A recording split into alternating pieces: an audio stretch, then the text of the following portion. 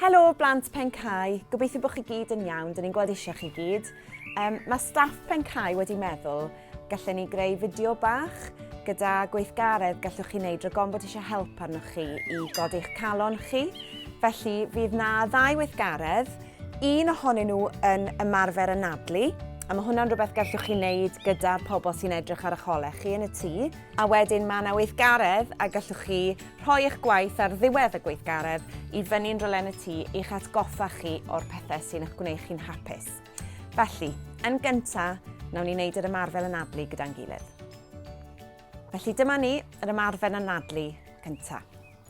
Cwbl sydd eisiau yw bod chi'n codi un llaw, a wedyn mae eisiau bys y llaw arall i fod yn barod ar waelod eich bawd. Be sy'n bwysig i gofio fan hyn yw mae'ch anadl chi sydd yn arwain y bys. Felly pan dych chi'n anadlu mewn, mae'r bys yn dringo fyny'r bawd, a pan dych chi'n anadlu allan, mae'r bys yn mynd i lawr. Anadlu mewn, bys yn mynd i fyny, anadlu allan, bys yn mynd i lawr. A fyddwch chi yn mynd o amgylch eich bysedd yn trasio'r holl ffordd nes bod chi'n dod i ddiwedd eich llaw, a wedyn fyddwn ni'n mynd yn ôl.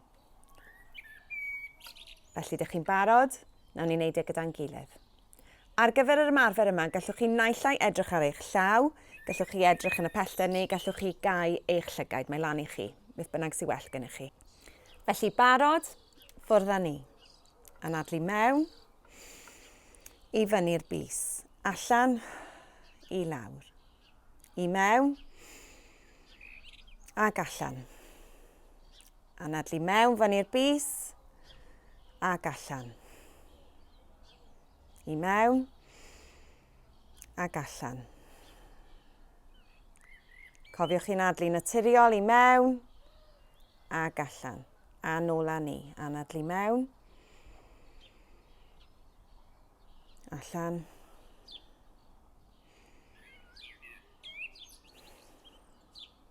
anadlu mewn, anadlu allan, anadlu mewn, ac allan, mewn, ac allan. A dyna ni, wedi gorffen. Awn ni mlaen i wneud y weithgaredd gyda'n gilydd. Ar gyfer y weithgaredd yma, bydd angen pensiliau neu pinnau lliw a phapur plaen. Yn gyntaf, gosodwch eich llaw ar y papur plaen. Wedyn, dewiswch liw a trasiwch yn ara deg ac yn ofalus o amgylch eich llaw. Nawr, trowch y papur fel ei fod yn gyfforddus i chi ysgrifennu ym mhob un bys. Meddyliwch am 5 peth sy'n eich gwneud chi yn hapus. Efallai bod nhw'n fwydydd neu'n bethau rydych chi'n hoffi chwarae neu gwneud. Llenwch y 5 bys gyda'r 5 peth sy'n eich gwneud chi'n hapus. Nawr, gosodwch y llun o'ch llaw i fyny'n rhywle yn y tŷ lle gallwch chi edrych yn aml ar y pethau sy'n eich gwneud chi'n hapus. A dyna ni. Ewch ati i wneud yr ymarfer anadlu bob dydd a cofiwch hefyd i wneud y weithgaredd. Hwyl fawr!